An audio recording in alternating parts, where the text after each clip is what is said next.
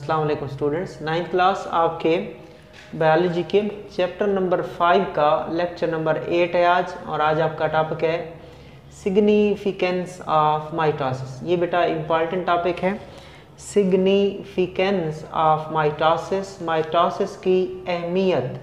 ठीक है, सिग्निफिकेंस का मतलब होता है अहमियत। तो माइटोसिस आपने देख लिया है कि ये सेल की तकसीम है जिसमें बनने वाले डॉटर सेल में क्रोमोसोम की तादाद वही होती है जो पेरेंट सेल में होती है। ठीक है, पेरेंट सेल में 46 क्रोमोसोम थे, तो उससे जो दो डॉटर सेल बने उसमें भी 46 और 46 होते हैं। ये सेल की वो तकसीम होती है जो चेंज नहीं करती, जो चीज़ों को चेंज नहीं करती। ठीक हो गया? ओके, देखते हैं। Importance of mitosis is the maintenance of chromosomal set. कि माइटोसिस की अहमियत क्या है? मेंटेनेंस ऑफ क्रोमोसोमल सेट, कि क्रोमोसोम का जो सेट होता है वो बरकरार रह जाता है, क्रोमोसोम चेंज नहीं होते। आगे उसने आई लिखा, आइड एस्ट। उसने कहा कि मेंटेनेंस ऑफ क्रोमोसोमल सेट, उसने कहा इसका मतलब ये है एज फॉलोज।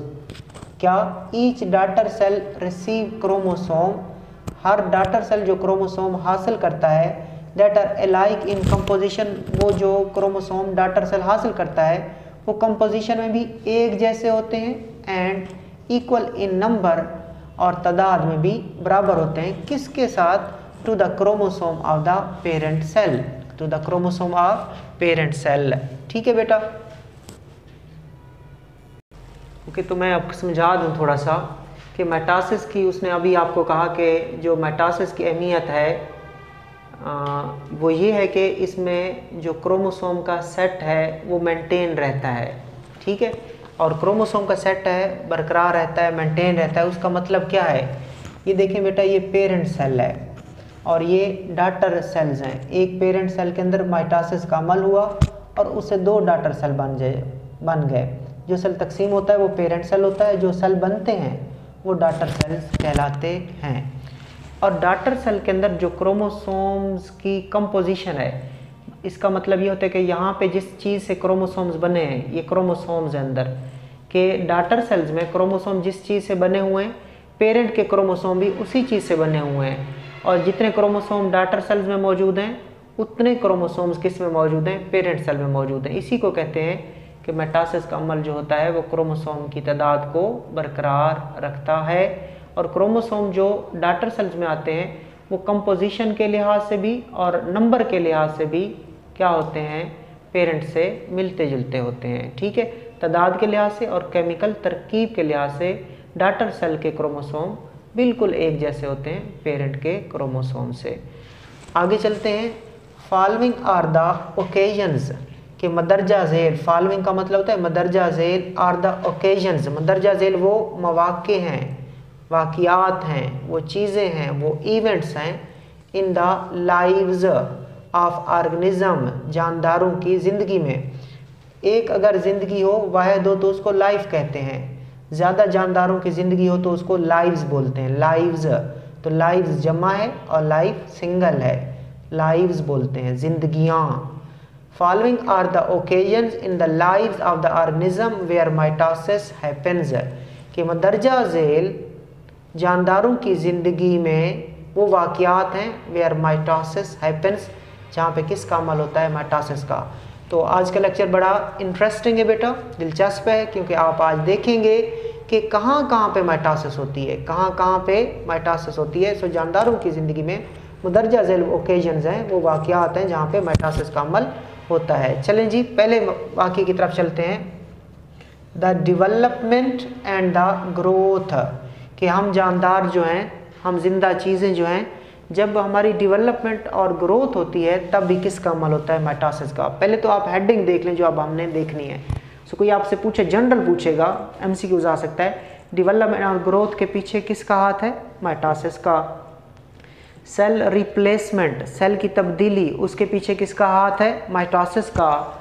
रीजनरेशन, उसके पीछे किसका हाथ होता है? माइटोसिस का। एसेक्सुअल रिप्रोडक्शन, जब भी बात है एसेक्सुअल रिप्रोडक्शन की बेटा, तब भी माइटोसिस। ठीक है, सो देखते हैं इनको। सबसे पहले डेवलपमेंट एंड ग्रोथ।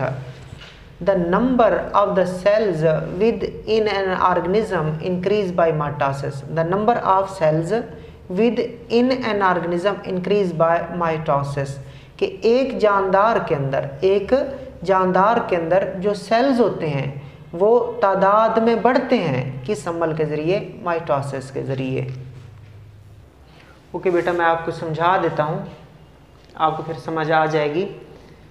ये देखें, एग होता है, एग सेल होता है, एक एग का सेल होता है, और ये मादा जिनसी सेल होता है, फीमेल सेक्स सेल होता है, इसको एग कहते हैं। ये माँ से आता है, ठीक है। और एक स्पर्म होता है कि जो कि नर जिनसी सेल होता है, जिसको बोलते हैं इंग्लिश में मेल सेक्स सेल, जो कि फादर से बाप से आता है। और ये अंडा और ये जो स्पर्म है दोनों गैमेट्स कहलाते हैं। इन दोनों को क्या कहते हैं? ये भी गैमेट है, ये भी गैमेट्स है, और ये दोनों हैप्लॉइड होते हैं। मैं हैप्लॉइड चीज़ आपको सिखा चुका हूँ। हैप्लॉइड चीज़ वो होती है जिसमें क्रोमोसोम अकेले अकेले होते हैं, जिसमें क्रोमोसोम्स ने जोड़ा नहीं बनाया होता, ऐसे सेल्स को हैप्लॉइड कहा जाता है। और हैप्लॉइड चीज़ को एन से ज़ाहिर करते हैं। और ये जिन सेल से बने हैं ना गैमेट्स, उनका नाम था germ line cell. Germ line cell, ये आप पढ़ चुके हैं कि जर्म लाइन सेल्स से क्या बनते हैं? गैमेट्स बनते हैं।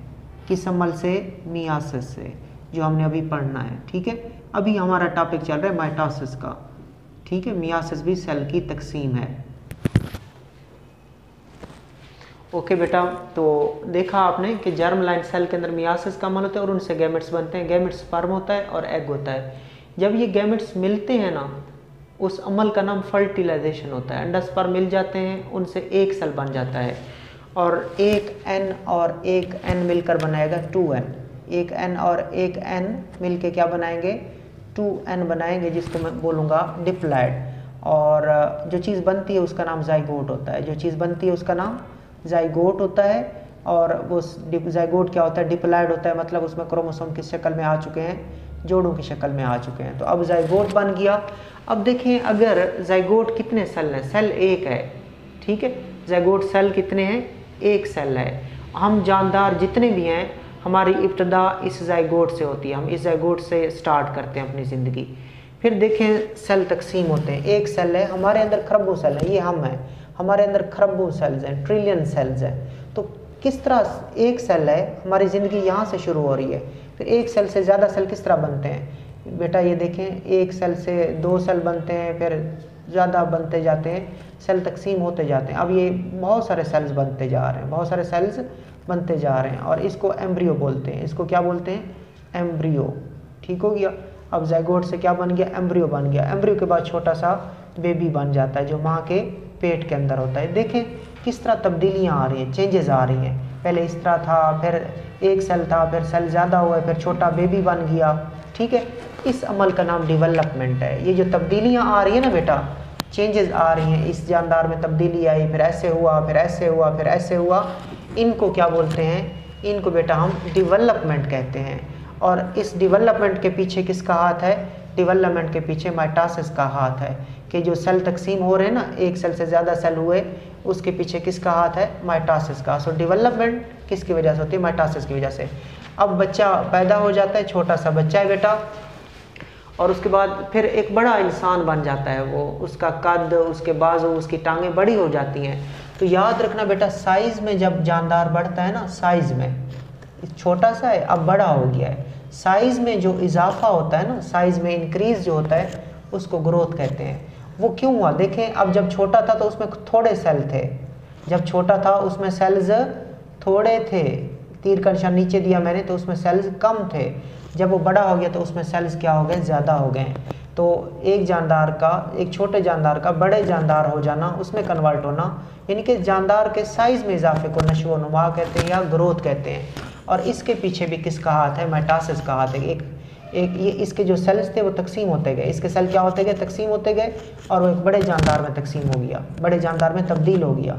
इस अमल का नाम ग्रोथ है, और ग्रोथ के पीछे भी किसका हाथ है? माइटोसिस का। सो आपने क्लियर किया के डेवलपमेंट में यानी कि चेंजेस में एक सेल है उससे ज़्यादा सेल किसने बनाए, माइटोसिस ने बनाए। फिर इस तरह की शक्ल थी, फिर इस तरह की शक्ल होगी, ये जो तब्दीलियाँ आ रही है इसको डेवलपमेंट कहते हैं। उस डेवलपमेंट के पीछे भी माइटोसिस का हाथ है।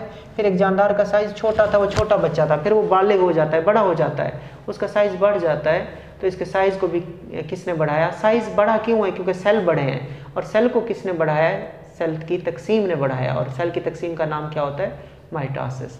अब आज आपको मैं सेल का भी बता देता हूँ बेटा कि सेल क्या है। देखें ये जो मैंने चीज़ें लिखी हैं ये सेल्स हैं। जिस तरह एक दीवार होती है, एक बिल्डिंग होती है, उसको ईंटें बनाती हैं, ईंटें रखते जाते हो, ईंटें हम रखते जाते हैं और क्या बन जाती है, दीवार, बिल्डिंग, कमरा बन जाता है। अब देखो सेल रखते जा रहे हैं, सेल रखते जा रहे हैं, क्या बन जाता है, जानदार बन जाता है। ठीक है, सेल रखते जा रहे हैं तो जानदार बन जाता है। तो जानदार किससे बनते हैं, सेल से बनते हैं। ये जो सेल्स होते हैं जानदारों को बनाते भी हैं और ये सेल जानदारों के काम भी करते हैं, इसलिए इसकी तारीफ़ करते हैं कि सेल्स जानदारों की साख्त की और काम की बुनियादी इकाई है। Cell is the basic structural and functional unit of the living organism. ये मैंने आपको दिखा दिया तो आपका क्लियर आइडिया हो गया है। The number of the cells within the organism increase by mitosis, कि एक जानदार के अंदर जो सेल्स होते हैं वो किस अमल से बढ़ते हैं, माइटोसिस के ज़रिए बढ़ते हैं। एक जानदार के अंदर जो सेल्स होते हैं वो किस अमल से बढ़ते हैं, माइटोसिस से बढ़ते हैं। This is the basis of development of a multicellular body from, क्या बेटा, from a single cell the zygote. उसने कहा कि यही बुनियाद है डेवलपमेंट की, यही माइटोसिस का अमल डेवलपमेंट की बुनियाद है, और जिसमें एक मल्टी सेलर जानदार बनता है। अगर इस जानदार को देखें तो इसमें बहुत सारे सेल्स हैं बेटा, इस जानदार में बहुत सारे सेल हैं। इस जानदार को मल्टी सेलुलर जानदार कहते हैं। मल्टी, बहुत सारे, सेलुलर, सेल, इस जानदार में बहुत सारे सेल हैं। तो ये मल्टी सेलर जानदार जो है इसकी डेवलपमेंट किसने की है बेटा, माइटोसिस ने की है। ठीक है, और वो शुरू कहाँ से हुआ था, सिंगल सेल से हुआ था, और सिंगल सेल का नाम क्या था, जाइगोट था। सो हम कह सकते हैं कि मल्टी सेलर जानदार की जो डेवलपमेंट होती है, ये उसके अंदर तब्दीलियाँ जो आती हैं, उन तब्दीलियों के अंदर किसका हाथ होता है, माइटोसिस का हाथ होता है, जिसमें वो जानदार एक सिंगल सेल से, एक सेल से जिसका नाम जाइगोट है, वो एक मल्टी सेलर जानदार में तब्दील हो जाता है। आगे, and this process mitosis is also the basis of the growth of the multi cellular body. अब ये मल्टी सेलर जानदार है, जानदार में सेल तो ज़्यादा है, अब उसके साइज़ में इजाफा होना है, साइज़ में इजाफे को ग्रोथ कहते हैं, और ग्रोथ में भी किसका किरदार होता है, माइटोसिस का। तो समझ आ गई कि बेटा कि एक सेल से एक मल्टी सेलुलर जानदार बना, इस अमल को डेवलपमेंट कहते हैं, उसके पीछे भी माइटोसिस है, और फिर एक जानदार ने बड़े जानदार में कन्वर्ट होना था, उसके पीछे भी किसका हाथ है, माइटोसिस का हाथ है। सेल तकसीम होते जाते हैं और डेवलपमेंट भी होती जाती है, बाद में ग्रोथ भी होती जाती है। डेवलपमेंट एंड ग्रोथ, ये इसमें कौन सा अमल होता है, माइटोसिस का। आगे चलते हैं बेटा, सेल रिप्लेसमेंट। ठीक है बेटा, अब देखते हैं माइटोसिस का सेल की तब्दीली में, सेल की रिप्लेसमेंट में क्या किरदार है। In some parts of the body, जिस्म के कुछ हिस्सों में, मिसाल के तौर पर स्किन में, एंड डाइजेस्टिव ट्रैक में, जल्द, स्किन किसको कहते हैं, जल्द को बेटा, डाइजेस्टिव ट्रैक कहते हैं खुराक की नाली, खुराक की नाली। जिस्म के कुछ हिस्सों में, मिसाल के तौर पर जल्द में और खुराक की नाली में, cells are constantly sloughed off, cell मुसलसल गिरते रहते हैं, सेल मुसलसल गिरते रहते हैं, and replaced by new ones, और उन सेल्स को कौन रिप्लेस करते हैं, नए सेल उनको रिप्लेस करते हैं। अब ये मिसाल के तौर पर बेटा स्किन है हमारी, ये हमारी कौन सी चीज़ है, स्किन है। स्किन के सेल क्या करते हैं, कॉन्स्टेंटली स्लोड ऑफ गिरते रहते हैं, और ये सेल गिर जाएंगे, ख़त्म हो जाएंगे, इनकी जगह नए सेल आ जाएंगे। जो नए सेल आएंगे वो किस अमल से बन के आएंगे, माइटोसिस से बन के आएंगे। ठीक हो गया बेटा। तो जल्द के सेल मुसलसल उतरते रहते हैं और उनको नए सेल, ये जो रेड हैं ये न्यू सेल्स हैं, और ये वाले क्या हैं, ओल्ड हैं, और रेड वाले क्या हैं, न्यू हैं। और जो न्यू सेल बने हुए हैं वो किस अमल से बने हुए हैं, माइटोसिस की डिवीजन से बने हुए हैं। तो पुराने सेल उतर जाएंगे और उनको नए सेल आके क्या करेंगे, रिप्लेस करेंगे। इसी तरह डाइजेस्टिव ट्रैक, ये मैदा है, ये छोटी आंत है, और उसमें भी सेल्स होते हैं, पुराने सेल उतरते रहते हैं इधर, ठीक हो गया, और उनकी जगह पुराने सेल उतरते रहते हैं, और उनकी जगह नए सेल आ जाते हैं। ये सेल भी किस अमल से बनते हैं? नए सेल माइटोसिस से बनते हैं। आगे चलते हैं।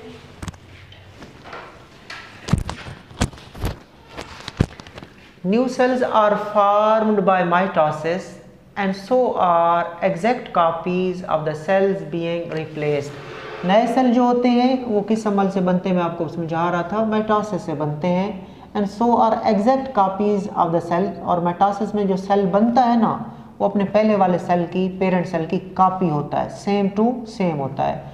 नए सेल माइटोसिस से बनते हैं और वो जो नए सेल बनते हैं वो हूबहू कॉपियाँ होती हैं उन सेल की जिनको वो रिप्लेस कर रहे होते हैं। ठीक है बेटा, तो ये जो नए सेल्स बन रहे हैं ना, यहाँ पे नए सेल बने डाइजेस्टिव ट्रैक्ट में, यहाँ पे स्किन में नए सेल्स बने। ये सेल किस अमल से बनते हैं? माइटोसिस से बनते हैं। और ये उन सेल की क्या है? बिल्कुल कॉपियाँ हैं। ठीक है, क्योंकि माइटोसिस से बनते हैं ये। आगे चलें। Similarly red blood cells have short life span. इसी तरह रेड ब्लड सेल्स जो होते हैं उनका जो लाइफ स्पैन है, ज़िंदगी का दौरानिया, लाइफ स्पैन ज़िंदगी का वक्त, ज़िंदगी का दौरानिया क्या है? शॉर्ट है, अबाउट 4 मंथ, तकरीबन 4 महीने। रेड ब्लड सेल्स जिनकी ज़िंदगी का दौरानिया मुख्तसर है, ज़िंदगी मुख्तसर है, कितने महीने की? 4 महीने की ज़िंदगी है। And new red blood cells are formed by mitosis. तो 4 महीने बाद रेड ब्लड सेल मर जाएगा, तो उसकी जगह नया रेड ब्लड सेल आएगा, और नया रेड ब्लड सेल जो पुराने को रिप्लेस करेगा वो नया रेड ब्लड सेल भी किस अमल से आएगा? माइटोसिस से आएगा। सो पुराने सेल की जगह जो नए सेल आते हैं, यानी कि सेल की जो रिप्लेसमेंट होती है बेटा, सेल की जो तब्दीली होती है वो किस अमल के ज़रिए होती है? माइटोसिस के ज़रिए होती है। मैं थोड़ा आपको रेड ब्लड सेल्स के बारे में बता दूं बेटा कि ये रेड ब्लड सेल्स हैं, ये हमारे ब्लड में पाए जाते हैं। कहाँ पे पाए जाते हैं? हमारे ब्लड में पाए जाते हैं, और ऑक्सीजन की ट्रांसपोर्ट करते हैं। किसकी ट्रांसपोर्ट करते हैं बेटा? ऑक्सीजन की ट्रांसपोर्ट करते हैं। और उसके बाद ये जो रेड ब्लड सेल्स होते हैं इनकी जो ज़िंदगी होती है 120 दिन होती है, 120 दिन होती है। अगर उसको मंथ में कन्वर्ट करें तो 4 मंथ्स इनकी ज़िंदगी होती है। उसके बाद ये ख़त्म हो जाते हैं 4 महीने के बाद, और जो न्यू रेड ब्लड सेल आएगा वो किस अमल से बन के आएगा? वो माइटोसिस से बन के आएगा। तो आपने क्लियर किया कि the old cells are replaced by the new cells and the new cells are produced by mitosis. Okay बेटा, अब हम रीजनरेशन का अमल देखते हैं। इसके पीछे भी माइटोसिस का हाथ होता है। रीजनरेशन, पहले तो बच्चों को पता हो कि रीजनरेशन क्या है। जनरेशन का मतलब होता है पैदा होना, रीजनरेशन का मतलब दोबारा पैदा होना। इसका मतलब एक चीज़ थी उसको ख़त्म किया गया है, अब वो दोबारा पैदा होगी, तो इस अमल को हम कहते हैं रीजनरेशन। ठीक है, ये कुछ जो जानदार अल्लाह ने बनाए हैं उनके अंदर सलाहियत होती है कि वो क्या करते हैं कि वो अपने खोए हुए हिस्सों को दोबारा हासिल कर सकते हैं। वो अपने खोए हुए हिस्सों को दोबारा हासिल कर सकते हैं, और इस सलाहियत को, जिसमें एक जानदार अपने खोए हुए हिस्सों को, अपने लास्ट पार्ट को दोबारा हासिल करे, उसको हम रीजनरेशन कहते हैं। इंग्लिश में इसकी डेफिनेशन है the ability of the organism to regain the last parts और organ is called regeneration and that is due to mitosis. So देखते हैं इसको। Some organism can regenerate part of their bodies. कुछ जानदार अपने जिस्म के हिस्सों को दोबारा बना सकते हैं। कुछ जानदार अपने जिस्म के हिस्सों को दोबारा बना सकते हैं। The production of the new sales is achieved by mitosis. अब जो हिस्सा ख़त्म हुआ था उस हिस्से को उसने दोबारा बनाया। दोबारा कैसे बनाया? दोबारा नए सेल कैसे बने? माइटोसिस के ज़रिए बने। सो रीजनरेशन भी किसकी वजह से? माइटोसिस की वजह से। क्लियर किया आपने कि कुछ जानदार अपने खोए हुए हिस्सों को दोबारा हासिल कर सकते हैं, और जो नए सेल बनते हैं वो माइटोसिस के ज़रिए बनते हैं। अब एग्जांपल देखते हैं। सी स्टार, इसको स्टार फिश भी बोलते हैं, सी स्टार या star fish, regenerate it's last arm through mitosis. अब ये आपके सामने बेटा सी स्टार है या स्टार फिश है। जब इसके ये आर्म्स हैं, इसके ये क्या है बेटा? आर्म्स हैं। जब इसका कोई भी आर्म जो है वो लास्ट हो जाए, ज़ख्मी हो जाए, अब ये सपोज ये वाला जो आर्म था ये कट गया, ठीक है, तो ये क्या करेगी? अब आपको पता है सी स्टार जानदार है, तो उस जानदार में सेल्स होते हैं, ठीक है, यहाँ तक कट गया बाजू। तो इन सेल्स में जो पीछे से सेल मौजूद हैं इनमें तकसीम शुरू हो जाती है और तकसीम हो रही है, सेल से सेल बनते जा रहे हैं, सेल्स से सेल्स, पुराने सेल्स से नए सेल्स बनते जा रहे हैं। किस अमल से तकसीम हो रहे हैं सेल्स? माइटोसिस से, और उसका दोबारा बाजू बन जाएगा। तो ये नए सेल्स बने किस अमल से बने बेटा? माइटोसिस से। और इस अमल को आप क्या कहते हो? रीजनरेशन, जिसमें उसने अपने खोए हुए हिस्से को दोबारा हासिल किया। किसके अंदर रीजनरेशन का अमल पाया जाता है? सी स्टार के अंदर, स्टार फिश के अंदर। वो अपना खोया हुआ आर्म दोबारा हासिल करती है। और किसके ज़रिए ये काम होता है? माइटोसिस के ज़रिए। आगे चलते हैं, एसेक्सुअल रिप्रोडक्शन। याद रखिएगा बेटा, मैं आपको थोड़ा सा रिप्रोडक्शन के बारे में बता देता हूँ। रिप्रोडक्शन के बारे में देख लें कि रिप्रोडक्शन क्या होती है। बेटा ये एक अमल होता है जो जानदारों में पाया जाता है। जानदारों की बहुत सारी खसूसियात हैं। जानदार चीज़ें सेल्स से मिलकर बनी होती हैं। जानदार चीज़ें माहौल में होने वाली तब्दीलियों को जवाब देती हैं। जानदार चीज़ें जो होती हैं वो एनर्जी हासिल करती हैं, उसको फिर यूज़ करती हैं। इसके अलावा जानदार चीज़ें हरकत भी करती हैं, उसमें जानवर वगैरह आ जाते हैं। इसके अलावा जानदार चीज़ें अपनी तादाद को बढ़ाती हैं, अपने जैसे बच्चे पैदा करती हैं। तो ऐसा अमल जिसमें जानदार अपने जैसे बच्चे पैदा करें, ऐसे अमल को रिप्रोडक्शन कहते हैं। रिप्रोडक्शन फिर दो किस्म की है, एसेक्सुअल रिप्रोडक्शन और सेक्सुअल रिप्रोडक्शन। सिंपल मैं आपको बता देता हूँ हल्का सा। जहाँ पे गैमेट्स बनते हैं, जहाँ पे गैमेट्स बनते हैं वो रिप्रोडक्शन सेक्सुअल होती है, यानी कि स्पर्म अंडा बनते हैं वो सेक्सुअल रिप्रोडक्शन है। जहाँ पे गैमेट्स नहीं बनते वो एसेक्सुअल रिप्रोडक्शन है, यानी कि स्पर्म अंडा नहीं बनेंगे तो एसेक्सुअल रिप्रोडक्शन होगी। और याद रख लें, जो एसेक्सुअल रिप्रोडक्शन होती है उसकी बुनियाद माइटोसिस होती है, वहाँ पे माइटोसिस होती है। और सेक्सुअल रिप्रोडक्शन में क्या होती है? मियासिस होती है। ये दोनों सेल की तकसीम है। ओके, तो अब हम फिलहाल देख रहे हैं एसेक्सुअल रिप्रोडक्शन, जिसके अंदर क्या होगी? माइटोसिस होगी। देखते हैं, some organism produce genetically similar offspring. कुछ जानदार क्या करते हैं? पैदा करते हैं विरासती तौर पर एक जैसे बच्चे थ्रू एसेक्सुअल रिप्रोडक्शन। किसके ज़रिए? एसेक्सुअल रिप्रोडक्शन के ज़रिए। कुछ जानदार एसेक्सुअल रिप्रोडक्शन के ज़रिए विरासती तौर पर एक जैसे बच्चे पैदा करते हैं। Mitosis is a means of asexual reproduction, के माइटोसिस एक तरीका है एसेक्सुअल रिप्रोडक्शन का। Mitosis is a mean, mitosis is a way of asexual reproduction, के एसेक्सुअल रिप्रोडक्शन का तरीका कौन है? माइटोसिस एसेक्सुअल रिप्रोडक्शन का तरीका है, याद रखिएगा। Mitosis is a mean of asexual reproduction. आगे चलते हैं, हाइड्रा ये एक जानवर है, रिप्रोड्यूसेस एसेक्सुअली बाय बडिंग, कि हाइड्रा क्या करता है? एसेक्सुअल रिप्रोडक्शन के जरिए तकसीम होता है। किस अमल के जरिए? बडिंग के जरिए। The cell at the surface of the hydra undergo mitosis. Hydra की सतह के ऊपर जो सेल्स होते हैं उनमें किसका अमल होता है? माइटोसिस का अमल होता है। एंड फॉर्म ए मैस, और एक मैस बनता है, उस मैस का नाम बड होता है। माइटोसिस का उस बड का नाम, उभार का नाम बड होता है।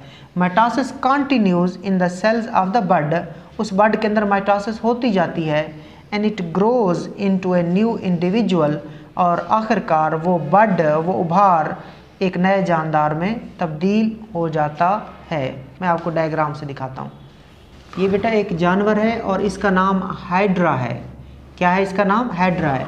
इसके जिस्म की जो सतह होती है ना, इसके जिस्म की जो सरफेस होती है, यहाँ पे सेल तकसीम होना शुरू होते हैं। पहले ऐसे सेल मौजूद थे, फिर वो सेल तकसीम हुए और उसके जिस्म की सतह के ऊपर एक उभार बन गया। उस उभार को क्या कहते हैं बेटा? बड कहते हैं। और वो सेल तकसीम होते जाते हैं, वो सेल तकसीम होते जाते हैं, वो सेल तकसीम होते जाते हैं और छोटा सा हाइड्रा बनने लग जाता है। सेल और तकसीम होते जाते हैं और ये डायग्राम फिर बन जाती है। ठीक है, ये सूरत हाल बन जाती है कि उस जितना तकरीबन एक नया जानदार बन जाता है। ठीक है, पहले चूंकि वो एक उभार था, जिसकी पहली डायग्राम यहाँ पे है, पहले एक उभार था और उसमें सेल्स थे, और वो सेल किस अमल से बन रहे थे? माइटोसिस से। उभार किस अमल से बना? माइटोसिस से बना। फिर उभार बढ़ता गया, सेल बढ़ते गए, किस अमल से? माइटोसिस से, और उससे एक नया हाइड्रा बन गया। फिर ये अलग हो जाएगा, ये अलग हो जाएगा। इस तरह कितने हाइड्रा बन जाएंगे? 2 हाइड्रा बन जाएंगे। चूँकि ये किससे बने? बड से बने, लिहाजा अमल का नाम क्या कहलाता है? बडिंग। क्या कहते हैं बेटा इसको? बडिंग कहते हैं और बडिंग के पीछे माइटोसिस है। तो ये आपने क्लियर किया कि कुछ जानदार जो होते हैं वो विरासती तौर पर अपने जैसे हूबहू बच्चे पैदा करते हैं, और माइटोसिस एक मीन है, एक तरीका है एसेक्सुअल रिप्रोडक्शन का। हाइड्रा एक जानवर है जो कि एसेक्सुअल रिप्रोडक्शन बडिंग के जरिए करता है। इस अमल के दौरान हाइड्रा के जिस्म की सतह के ऊपर एक उभार बनता है जो माइटोसिस से बनता है। और होता क्या है, हाइड्रा के जिस्म की सतह के ऊपर सेल तकसीम होना शुरू होते हैं, सेल तकसीम होना शुरू होते हैं, माइटोसिस के जरिए तकसीम होना शुरू होते हैं, और वहाँ पे एक मैस बनता है, एक सेल का मैस बन जाता है। सेल के मैस को बड कहते हैं। बड के अंदर माइटोसिस चलती रहती है और बड का साइज बढ़ना शुरू हो जाता है और आखिरकार बड अपने पेरेंट हाइड्रा जितना हो जाता है और फिर उससे अलग हो जाता है। ये बडिंग है जो कि एसेक्सुअल रिप्रोडक्शन है जिसमें माइटोसिस हो रही है। और ठीक हो गया बेटा, ये आपने देखा एसेक्सुअल रिप्रोडक्शन है। आगे चलते हैं लास्ट बेटा, the same division happens during asexual reproduction, the vegetative propagation in plants। ये प्लांट आपके सामने, एक पौधा आपके सामने बेटा, ज़मीन के नीचे जो पौधे का हिस्सा होता है उसको रूट्स या जड़ें कहते हैं, ज़मीन के ऊपर जो हिस्सा होता है उसको स्टेम या तना कहते हैं, फिर ये आपके सामने लीफ या पत्ता है, और ऊपर फ्लावर मौजूद है, फूल मौजूद है। ठीक हो गया।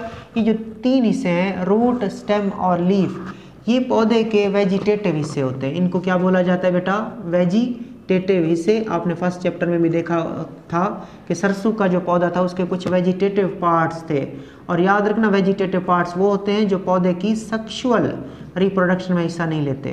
रूट, स्टेम और लीव, रूट, स्टेम और लीव्स ये पौधे की सेक्सुअल रिप्रोडक्शन में हिस्सा नहीं लेते, लिहाजा इनको वेजिटेटिव पार्ट्स कहते हैं। जबकि फ्लावर जो होता है ये पौधे की सेक्सुअल रिप्रोडक्शन में हिस्सा लेते हैं। मैं शॉर्ट करके लिख रहा हूँ, सेक्सुअल रिप्रोडक्शन में फ्लावर हिस्सा लेता है, लिहाजा फ्लावर को रिप्रोडक्टिव हिस्सा कहते हैं। फ्लावर को reproductive part of the plant कहते हैं। बेटा ये जो रूट, स्टेम और लीव्स है, रूट से भी नए पौधे बन सकते हैं, स्टेम से भी नए पौधे बन सकते हैं, लीव से भी नया पौधा बन सकता है। ये पौधे के वेजिटेटिव हिस्से हैं। अगर इन चीज़ों से नए पौधे बने तो इस अमल को कहते हैं वेजिटेटिव प्रोपागेशन। इस अमल को क्या कहते हैं? Vegetative propagation. और ये वेजिटेटिव प्रोपागेशन का अमल है बेटा, ये किसकी मिसाल है? एसेक्सुअल रिप्रोडक्शन की मिसाल है। और फिर एसेक्सुअल रिप्रोडक्शन में कौन होती है? एसेक्सुअल रिप्रोडक्शन में माइटोसिस होती है। एसेक्सुअल रिप्रोडक्शन में किसका अमल होता है बेटा? माइटोसिस का अमल होता है। किसका? माइटोसिस का अमल होता है। तो क्लियर कर लें last line, the same division यानी कि mitosis happen during asexual reproduction the vegetative propagation plant, कि पौधों के अंदर एक एसेक्सुअल रिप्रोडक्शन होती है और पौधों के अंदर होने वाली एसेक्सुअल रिप्रोडक्शन को वेजिटेटिव प्रोपगेशन कहते हैं। उसमें भी यही तकसीम होती है। यही तकसीम का मतलब क्या होती है बेटा? माइटोसिस होती है।